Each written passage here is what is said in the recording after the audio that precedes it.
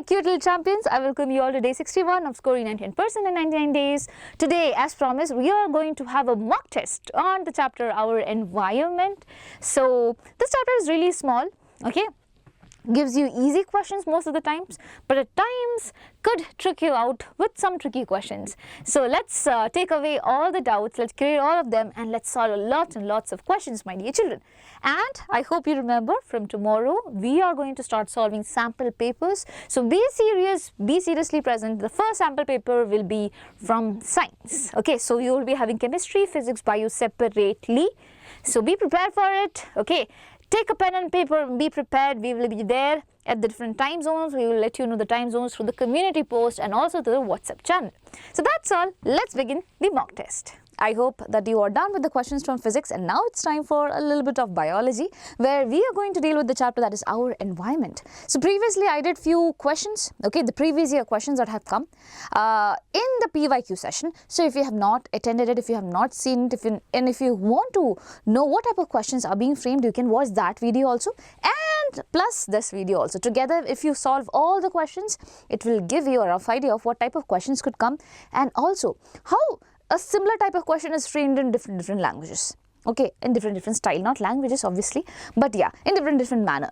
They reframe it really well to confuse you guys. So do not fall in that trap. Let's solve more and more questions. Let's begin with the first question that we have. But before that, just giving a heads up, over here we will be solving 6 1-marker questions, which will include MCQs as well as assertion and reason. There will be 2 2-marker, there will be 2 3-marker questions, there will be 1 5-marker and 1 4-marker question. Together, if you see, it's out of 25 marks. So, my champions, are we ready to solve all the questions and score 25 marks? I hope it's a big yes.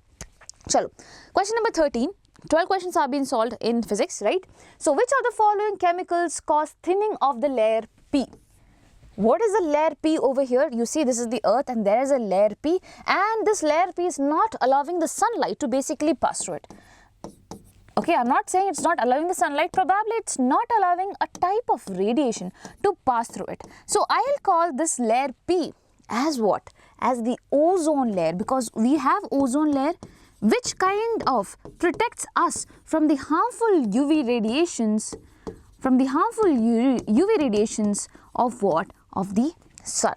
Okay, now which of the chemicals cause the thinning of layer P, which is responsible for causing damage to this particular layer, my dear children? We have all studied that it is CFCs, and do you know what the CFC stand for? Chlorofluorocarbons. That means they have chlorine, they have fluorine also, and there is carbon. So chlorofluorocarbons, which are majorly was released from big things like AC machines and basically refrigerators and fire extinguishers and stuff like that. But now it is totally banned. Okay, we are not supposed to use anything that could be releasing this thing. Because why? What happens? This CFCs majorly goes up into the stratosphere where our little ozone layer is there and causes big damages over there. So the answer for this question becomes what? Carbon monoxide? No. Sulfur dioxide? No. Chlorofluorocarbons. I'm not saying entirely no for all these things, but basically, majorly if we say, it's always chlorofluorocarbons, which you call as CFCs. So with this question we understood 3 things. That is, we have an ozone layer that protects us from harmful UV radiation, and there is one more guy as a villain which is going to cause trouble in this ozone layer, and that is what? CFCs. Works? Chalo, next question. It is difficult to degrade non-biodegradable waste because. Why do you call non-biodegradable waste as non-biodegradable? Because it cannot be easily degraded. It cannot be easily broken down. By what? The natural microorganism. That is why we say it is non-biodegradable. So it is difficult to degrade non-biodegradable waste because of what reason? Basically, it cannot be decomposed by the small little microorganisms. But let's read the rest of the options. Non-biodegradable waste cannot be recycled. They are the ones that can be recycled. Plastic can be recycled, right? Microorganisms cannot decompose it. Yes, this is the reason. Microorganisms cannot decompose it, which is why they are non-biodegradable. Now, they can be made into organic waste, no children. All of the above, again, no. So, this becomes your answer. Very simple question. Yeah?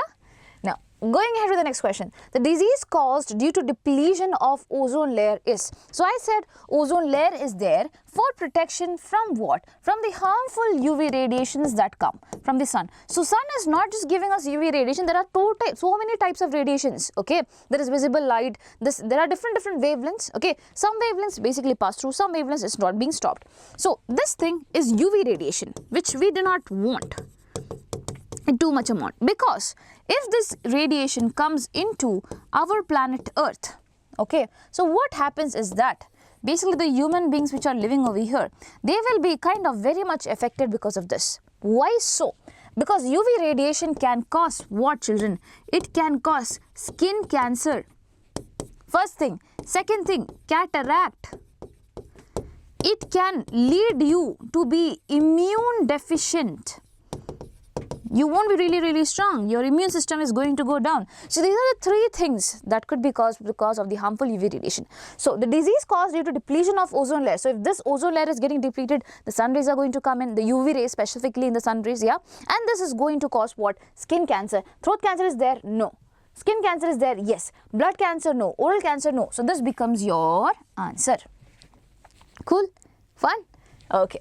Chalo. Next question. In 1987, please remember the year, it comes in question also, okay. In like you have to write the answer sometimes in this format. I'll tell you what type of questions would be coming where you have to write an answer like this. So in 1987, an agreement was formulated by the United Nations Environment Program to freeze the production of X.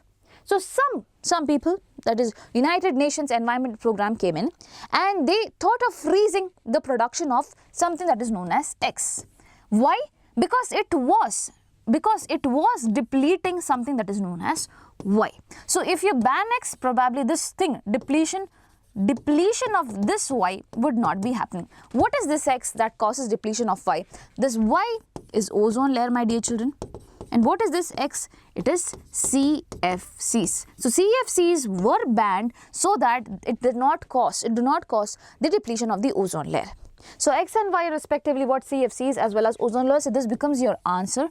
Now let me tell you what type of question comes. So the question comes in the base of the world. What step was being initiated, okay, for freezing or basically for controlling the depletion of what? Ozone. So you have to say in 1987 the United Nations Environment Program came in to freeze what? The release of production of what? CFC and CFC related devices. Okay, so 1987 is the year and UNEP is the thing. So pen, ulta of pen becomes UNEP. You can remember like that. Okay, ulta of pen. Now going ahead. Assertion says polythene bags and plastic containers are non-biodegradable substances. Agreed?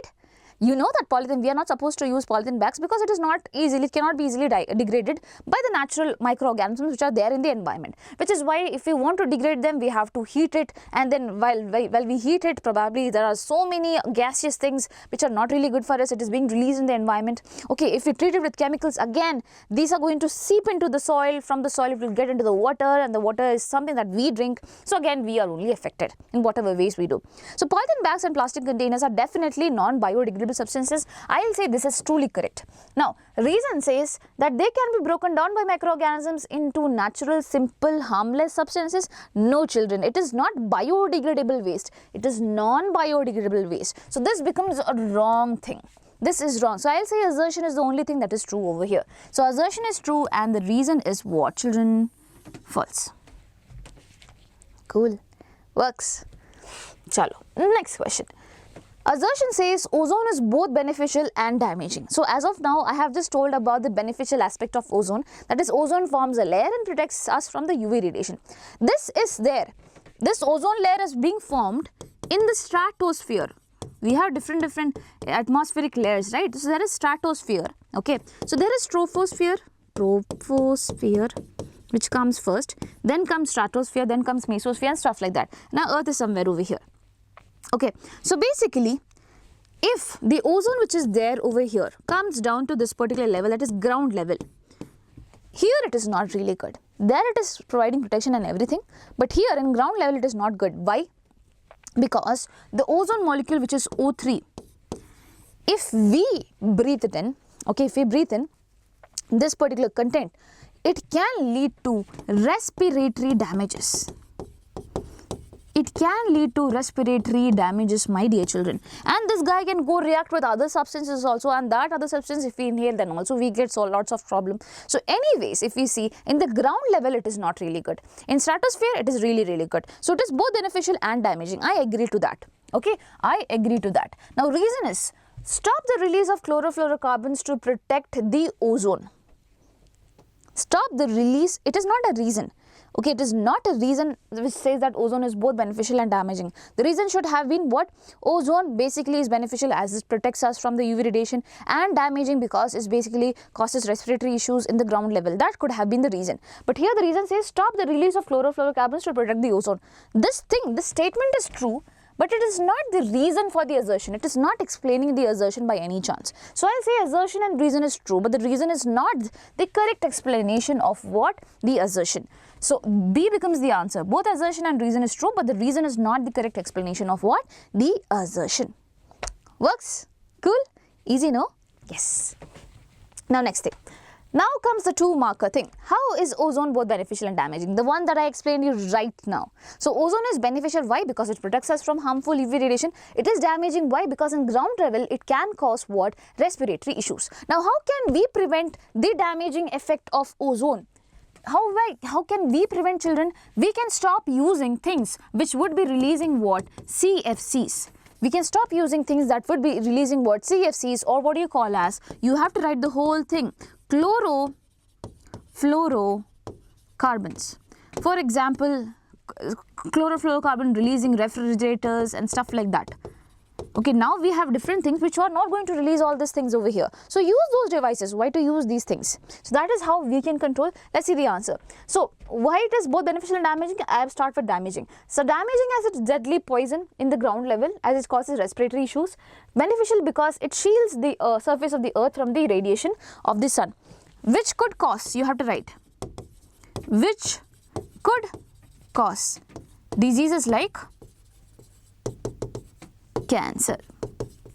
Okay, now how can we prevent the damaging effect of ozone? By not using synthetic chemicals like CFCs that deplete the O3 layer. If we stop using it, then basically the O3 layer could be safe.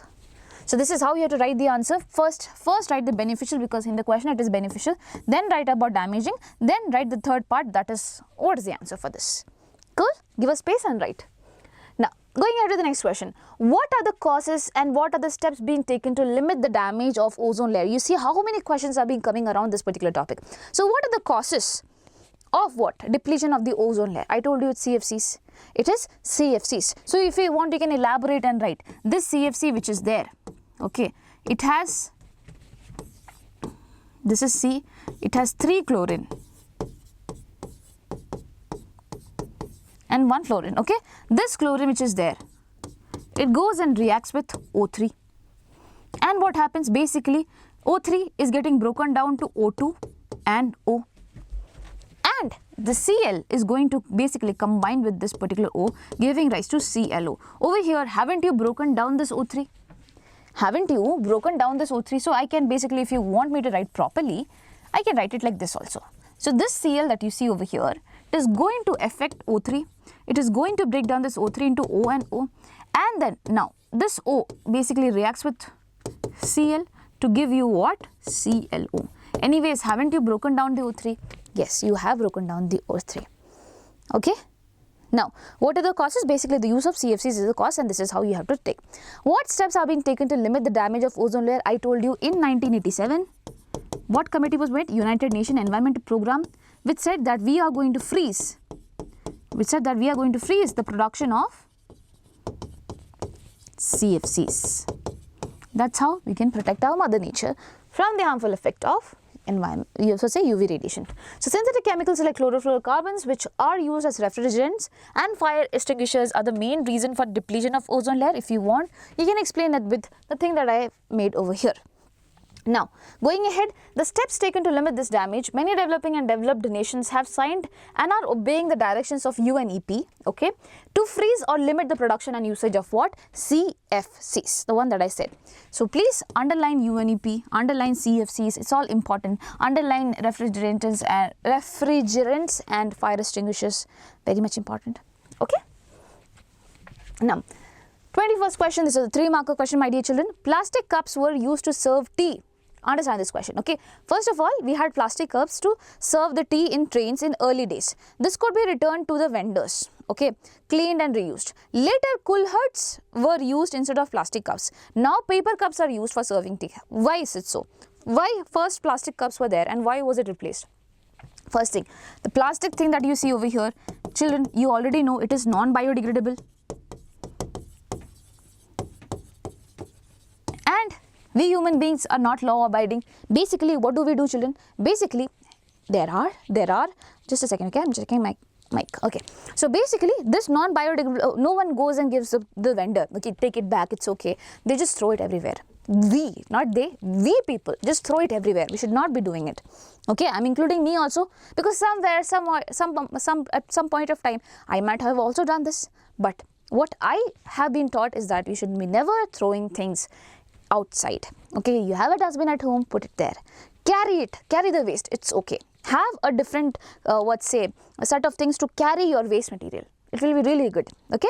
So what happens is that this plastic was non-biodegradable and basically it was getting accumulated everywhere. It was causing a great trouble. So we thought, okay, then let's use something that can be disposed in the nature, because anyway we human beings are careless. So coolers was being developed. Cooler is made up of clay. And where do we take this clay from? From the top soil. From the top soil. And when we take the top part of the soil, what was happening, dear children? Basically, you are going to mess up with the soil structure and everything. This was highly causing something that is known as soil erosion. There was a total disturbance in the soil texture and everything. Okay, it was not going to, if we are taking soil from the above ground, basically the plants won't be staying there. It will lead to soil erosion. It will lead to landslide later on. Lots of problem will be there. So this is not a good solution. Is that what we found? Okay, kulhad, even though, okay, it was biodegradable, everything was good, but it was causing soil erosion, which could cause problem later on. Now, to replace it, the last thing that was being used was paper cups. Now, paper cups are something that is biodegradable also. Something that is biodegradable. So, that was kind of a reliable option, which is why it is being used till now. I'm not saying it's not really good. Again, for paper you need trees, but then we have to plant more trees. Okay, that's the only thing that we can do about it. But that is a reliable option. So, use of plastic cups raised the concern towards hygiene. Thus, they were replaced by disposable plastic cups. Okay, disposable plastic cups. Now, plastic cups are non-biodegradable and harm the environment, that you know. So, they were thus replaced by kulhards. Making kulhard, which is made of clay on a large scale, result in the loss of the top fertile soil, which led to what? Soil erosion. Now, disposable paper cups are used because the paper can be recycled. Yeah, it can be recycled also. It is biodegradable and it is eco-friendly material, which does not cause environmental pollution. So, we can take the paper cups and we can make reusable things also. So, that is also one more thing. And you can plant more trees, which is the best solution that we have. So, with this, we have completed the 3-marker question, that is this also. Let's go ahead. I hope you are having fun. Okay. Now, we have one more 3-marker question. What is biogas, my dear children? What do you mean by biogas? Describe the steps involved in production of what? Biogas. So, biogas is basically obtained from natural sources. For example, you have cow dung. Okay, you have cow dung. You have natural waste at your home. Okay, the kitchen waste and everything.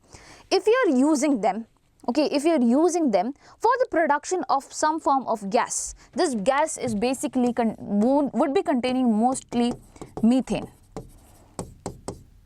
It would be mostly containing what? Methane, my dear children. And this methane can be used as a fuel. As a fuel for what? For cooking the food in the kitchen, and also it can be used in the production of electricity as well. So, this is biogas. So, for biogas, what do we need? We need organic waste that we have in our home, at our homes, okay, and also basically the cow dung and everything. So, describe the steps. How do we obtain it exactly? So, we have suppose we have cow dung and we have all the kitchen waste. First thing that you need to do is to make a slurry. What do you mean by slurry? Basically, you mix it with water. When you mix it with water, you make it a slurry. You mix it really, really well. And now you're going to put it in a very airtight container. You're going to put the slurry in an airtight container. That means air is not going to get inside it. Okay, this is known as decomposer. Now over here, what happens? The slurry is there. In the absence of air, there will be so many anaerobic bacteria. That means the bacteria that can thrive in an area where oxygen is not there. So anaerobic bacteria, they will develop. When anaerobic bacteria, they develop, they're going to feed on this. And they're going to break the organic content into inorganic content. And while they are doing so, they are going to release a lots and lots of biogas, my dear children. They are going to release a lots and lots of biogas. This biogas can be taken up with the help of biogas pipes and can be provided to different houses. So this is how you are actually going to make the biogas. Now the rest of the things which are still left back can be used as fertilizers and manures also. Okay, so over here I have a proper answer for this. What do you mean by biogas? Methane, carbon dioxide, hydrogen and hydrogen sulfide are all components of biogas. So I spoke about methane because methane is the largest component that you see over there. Apart from that, you have carbon dioxide, hydrogen, hydrogen sulfide. Hydrogen sulfide, H2S, is something that gives that foully smell. Okay. Okay, now obtaining biogas involves the following steps. Making a slurry by combining water and the cow dung or basically any natural waste. Cow dung is being broken down by anaerobic microorganisms. Formation of biogas will be there. Residue left after the production of biogas can be used as fertilizers and manures. Formation of biogas, which is taken with the help of gas pipeline to homes. Cool. So that is there. This is a 3-marker question. This is a I don't think this question was there in PYQ session that I had it earlier. Okay, this is a new question, new concept for you guys. So please make sure you're studying it. Now, next thing. This is a 5-marker question that we have. So improvements in our lifestyle have resulted in greater amount of waste generation. So with improvement in our lifestyle, what is happening? The waste generation is also increasing. How, ma'am? Give 2 examples to support the given statement. So basically, with improved lifestyle, we are having plastic bags, plastic cups, this and that, okay, for carrying, for making things really, really easy. Initially, we didn't have anything.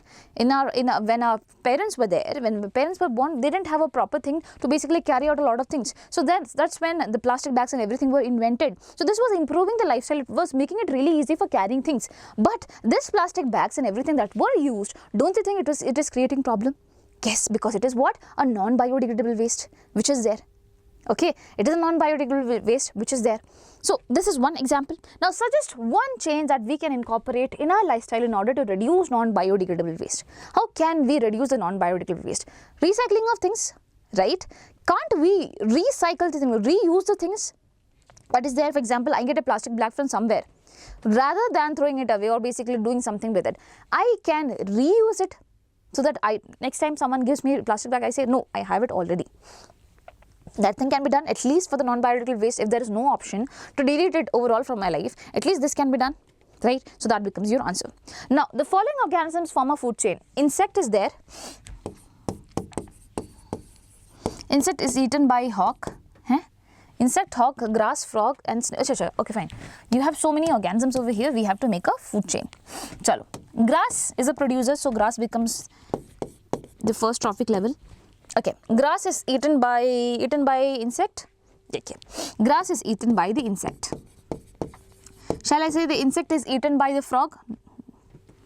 Shall I say the insect is eaten by the frog? I can say that. Suppose it's a grasshopper, so it is eaten by frog. Now, frog children can be eaten by snake.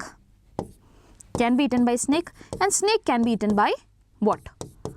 Hawk. So hawk is basically at the top. This is trophic level 1, this is T2, this is T3, this is T4 and this is T5. Now the question says, which of these have the highest concentration of non-biodegradable chemical? Explain the phenomena.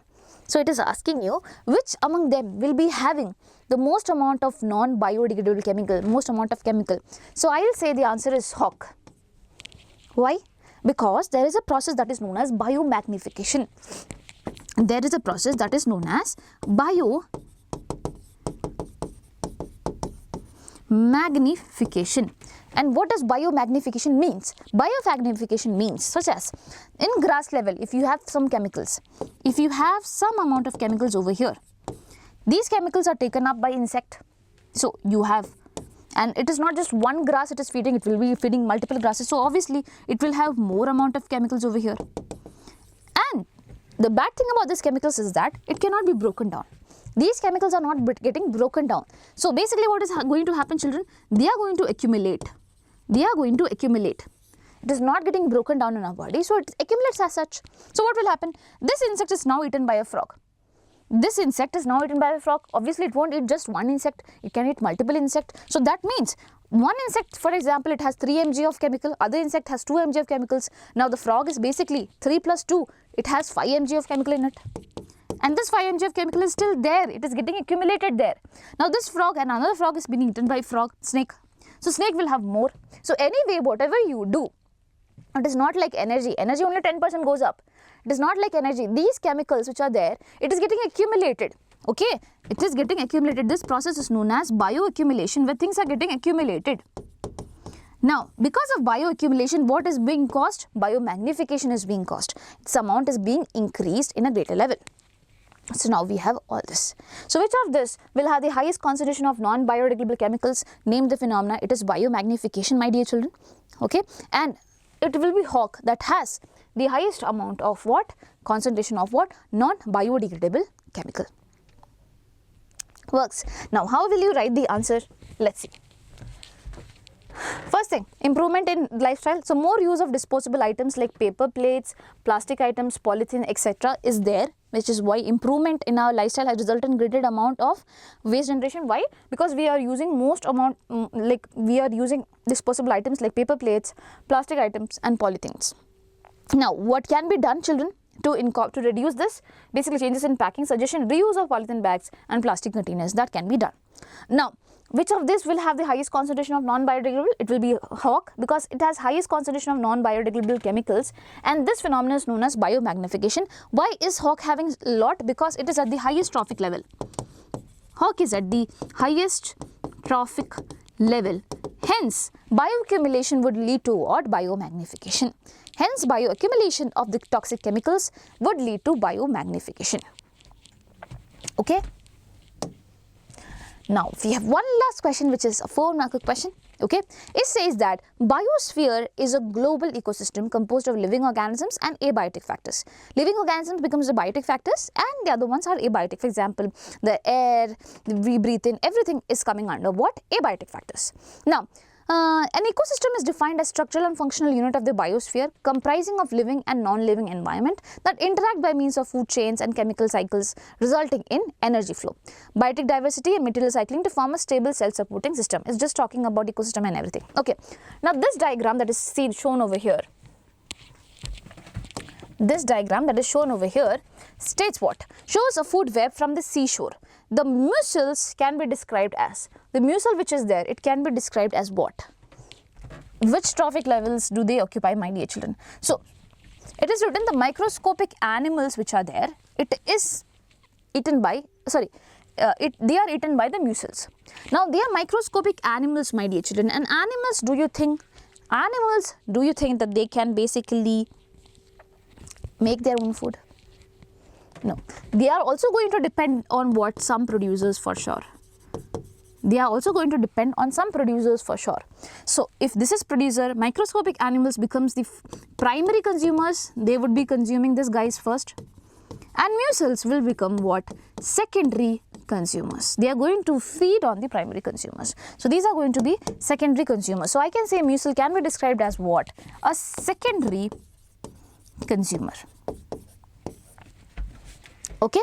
Now, the given figure best represents, what is this thing? This is the given figure. What does this best represent? So, you have some grass over here, then grasshopper, then frog, then this. So, I'll say it's a food chain. I'll say it's a food chain. But if you have to be specific, Can you say grassland food chain? It is happening in a grassland. So this becomes what, children? Grassland food chain. Similarly, if it was aquatic, you will say aquatic food chain. So this is a grassland food chain.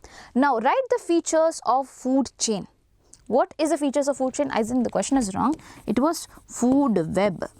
Write the features of food web. Okay. So food web, what are the features over here? You have a food web. Do you see it's a straight cycle that is happening? No, children. Food web can be defined as what? Interlinking food chains. So there is multiple food chains over here, and the interlinking between them is known as a food web. Now food web, do you think it will be always straight? No, it will be having multiple direction. And what is the use of a food web?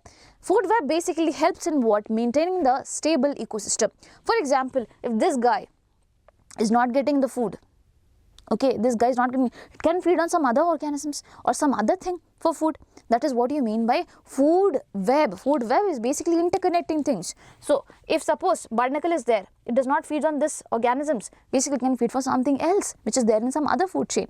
So that means I am saving this particular guy. Suppose this guy was very ardent that I will be eating only this and not some other thing, then what will happen? Obviously, if this thing is being lost, the amount of barnacle will also be getting lower, and hence the ecosystem would not be stable. So food web is basically helping in what? In maintaining a stable, or what's say, ecosystem as well. So these are the few points about food web I am going to show you over here. So secondary consumer is what? Mucil. It was a grassland food chain that I showed you. Now food web, these are the things. Interconnected food chain is there, shows multiple overlapping food chains.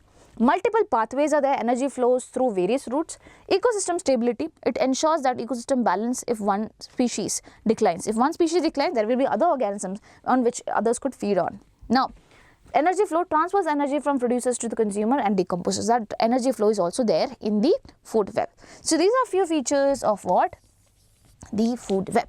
And with this, we are completing all the questions from the mock test for our environment. I am suggesting again, there is a PYQ also being made. Please go and watch that as well. Very, very, very, very, very important. Cool? Works? Chalo. Now, if you're someone who is in 10th and you're worried about what you should be choosing next, there is Diksha's Scholastic Aptitude Test, where there will be a 60-minute concept-based lecture followed by an aptitude test, okay, based on that lecture. And depending on your marks, you will be having a one-on-one counseling with the counselor, and they will be suggesting the best stream that could be good for you. So if you're someone who is interested, the link is given down in the description box. Click on that, register for that, okay, and it will be really helpful for you guys.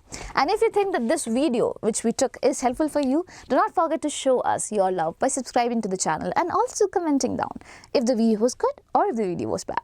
Okay, so that's all, my dear champion. Wishing you good luck, good health and everything nice. Take care of yourselves. Bye bye. Take care.